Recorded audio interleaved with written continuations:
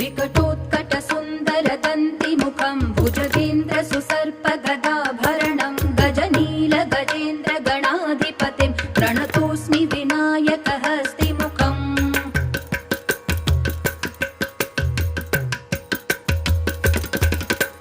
सुरसुरगणपति सुन्दरकेशं ऋषि गणपति यज्ञसमानं भव भव गणपति पद्मशरीरं जय जय गणपति दिव्य नमस्ते गजमुखवक्त्रं गिरिजापुत्रं गणगुणमित्रं गणपतिमीशप्रियं गणपतिमीशप्रियं गणपतिमीशप्रियं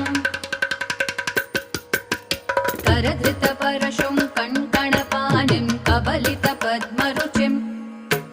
सुरपतिवन्द्यं सुन्दरनृत्यं सुरचितमणिमकुटम्